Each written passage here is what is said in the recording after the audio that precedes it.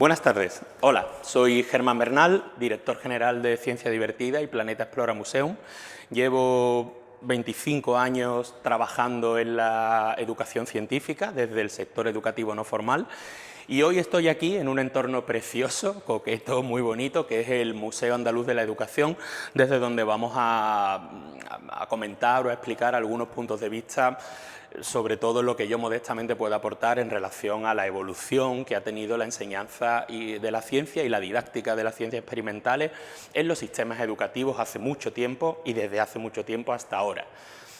Estamos en un aula, si miramos aquí al lado vemos como un aula que es perfectamente reconocible desde, pues no sé, no solo desde el siglo XX o desde el siglo XIX, sino desde mucho antes, pero tenemos que tener claro que el sistema educativo como tal, los sistemas educativos como tal, hasta el siglo XIX y XX en Europa no son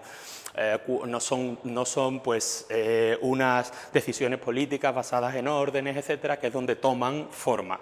Una vez que toman forma, la ciencia y la enseñanza de la ciencia siempre ha tenido una serie de aspectos que desde el principio de las primeras programaciones hasta hoy, han venido significando lo mismo: qué importancia tienen en la sociedad, cuál es su percepción social, qué vocaciones se despiertan en primaria, en secundaria, o si se despiertan vocaciones luego en educación superior, y para eso habría que hacer una especie de viaje hacia detrás y retrotraernos, pues, por ejemplo, al 1850 y tantos, con el informe Quintana, sienta las primeras bases educativas y vemos cómo en la ciencia, al principio, lo que preocupa es la aplicación de la ciencia a la economía. Se empieza a estudiar biología, por la medicina, se empieza a estudiar agricultura, pero todo se hace desde un punto de vista de cátedra, desde un punto de vista de aula, desde un punto de vista en el que el alumno está viendo lo que el profesor hace y no está participando en la medida en la que hoy en día se demanda esa participación.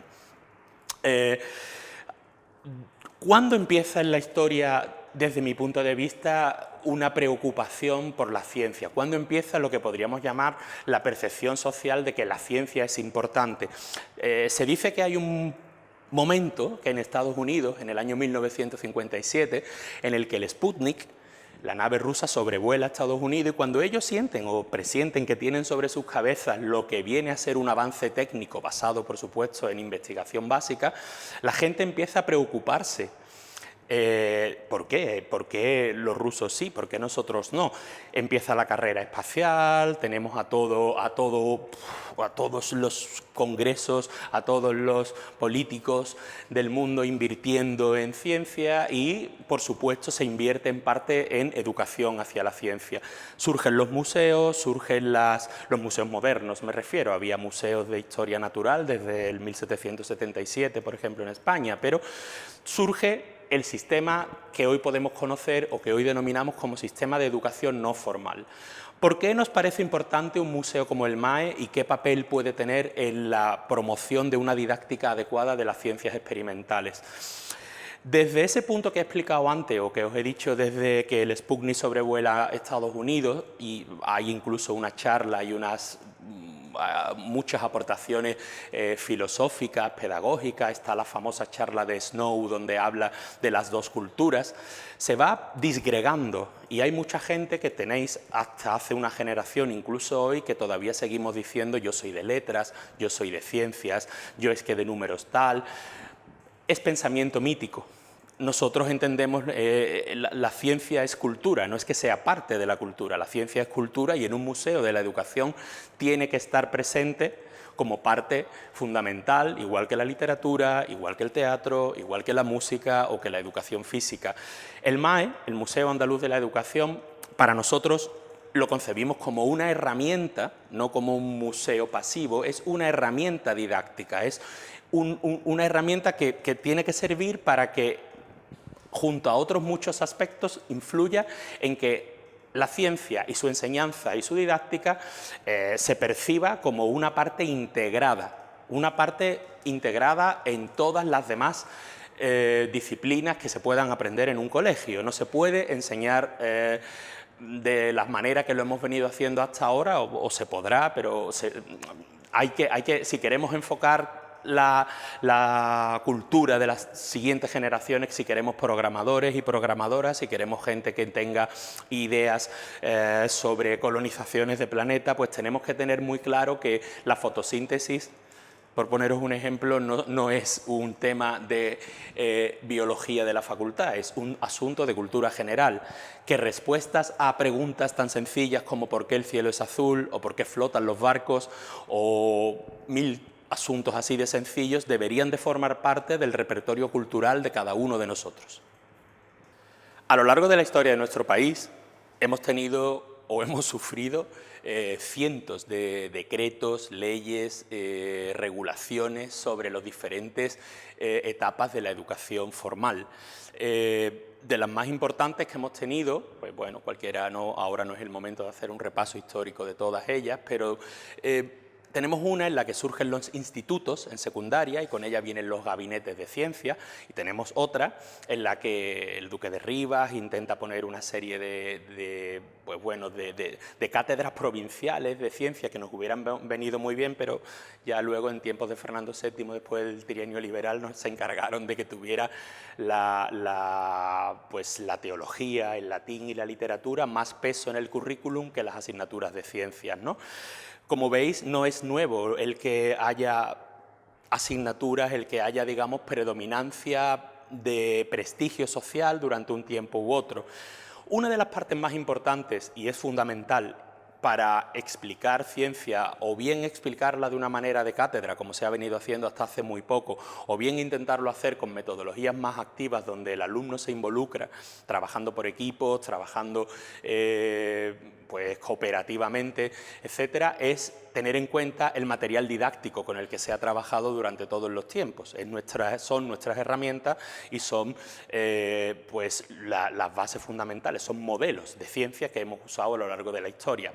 En el museo hay muchos fuera del museo, pero todos se relacionan entre sí de una manera muy sencilla y de una manera que pedagógicamente tienen la función de que la gente comprenda lo que el modelo explica.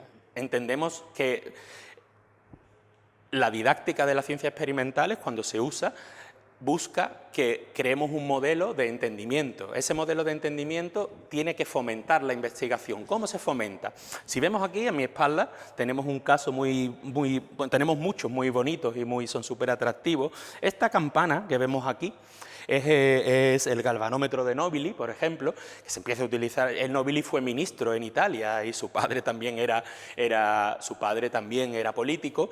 El galvanómetro, antes que él, ya había un señor que era Schweiger, que era un alemán que lo había hecho de una manera un pelín más difícil de gestionar en una clase, y él pues coge y permite que la manipulación del mismo sea mucho más sencilla, su transporte, etcétera, para el uso, no solo de su uso real, que es el uso de la medición de la intensidad de corriente a través de la aguja, cuando va a un sitio a otro, sino de que pueda formar parte del laboratorio escolar, un laboratorio que en España ahora mismo en primaria no tenemos. En el 1800 sí había. En Italia lo íbamos haciendo, en España en primaria, señores, no hay laboratorios en los colegios. Ahí lo dejo.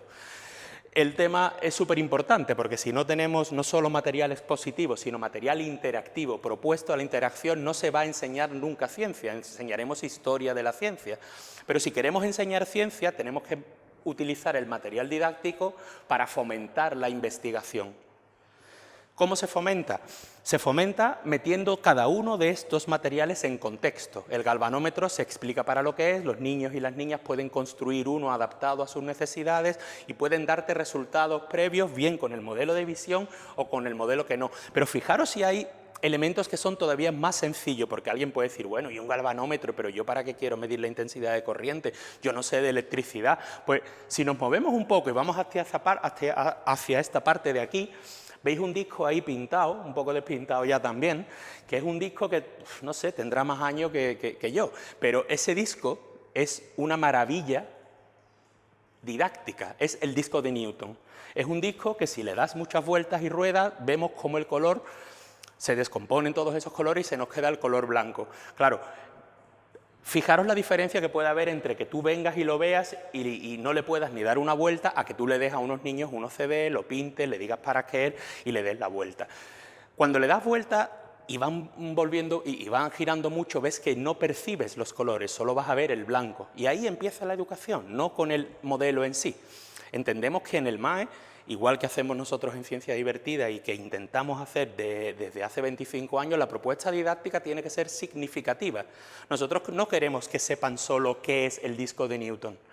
Queremos que sepan por qué Newton se inventó ese disco y para hacer qué. Y que usando el disco de Newton sepan explicarte el arco iris y por qué los humanos no vemos infrarrojo, ni vemos ultravioleta, que son los dos últimos topes del color. Pero puede que otras especies sí, porque perciban otras longitudes de onda física. También podemos tener muy claro que los niños y las niñas que construyen esos discos desde pequeños y van aprendiendo la teoría del color de una manera lúdica cuando tienen 4, 5 y 6 años, luego lo recuerdan cuando tienen 8 o 9 años y les despierta otro interés. El engagement que decían Dewey, Kilpatrick y los famosos pedagogos del principio del siglo XX, que son los que marcan las líneas de didáctica de ciencias experimentales que trabajamos hoy, son los que nos hacen poner el énfasis en los procesos y no en los finales solos. Tenemos que enseñar a que un chico y una chica, en equipo o no en equipo, pero a que un chico y una chica, cuando queramos hablarles de los colores, ellos digan, le podamos preguntar ¿por qué el cielo es azul? Y que entre todos digan, pero es azul de día, de noche no es azul. Ah, ¿y qué hay de día que no hay de noche? Ah, el sol. Bueno, pues el sol, entonces depende del sol. Bueno, no sabemos solo. Hay que investigar, no es darle las respuestas, es seguir con ellos, con ese tema, hasta que ellos vayan construyendo su propio modelo. Y luego, por supuesto, los modelos clásicos los podemos usar al principio y no. Esa cosa que puede ser tan simple como una madera o un cartón de manera de circunferencia con unos círculos así, nos puede dar para despertar una vocación de un físico óptico. Nos puede dar para que una persona, yo he tenido la inmensa suerte en mi vida, porque eso es tener mucha suerte, de que te llegue un mail de una persona que está estudiando o que se licencia en una carrera y diga, pues a mí me encantó lo que estudiamos tal, yo ahora soy físico y óptico porque estuve en un campamento hace un montón de años y me gustaba hacerlo así. Esa es nuestra función, hacer que la educación no formal, que es la educación que está fuera del cole, esté complementada y anclada en el currículum oficial, que esté complementada a lo que están haciendo con sus profesores y sus profesoras en las clases y que los museos sean herramientas educativas al servicio de cada una de las personas que quiere aprender ciencia. Porque no hace falta aprender ciencia para ser científico, hay que aprender ciencia para ser persona, para que no te la cuelen con pseudociencias, para que no te compres pastillas de bromo para que te quiten tonterías, para tener cultura. Y no voy a decir ni una vez más cultura de ciencias o cultura de letras, porque eso es un bulo, es un mito.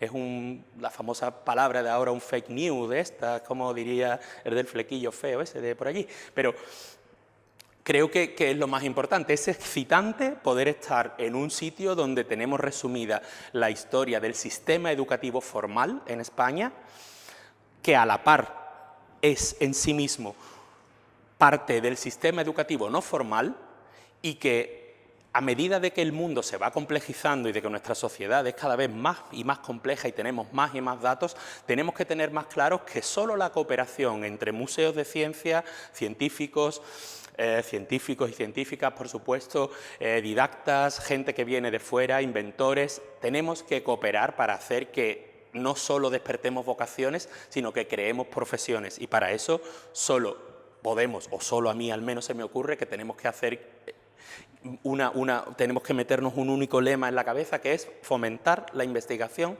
desde que somos pequeños. Hay que explorar y aquí pues creo que puede ser uno de los sitios más bonitos para hacerlo.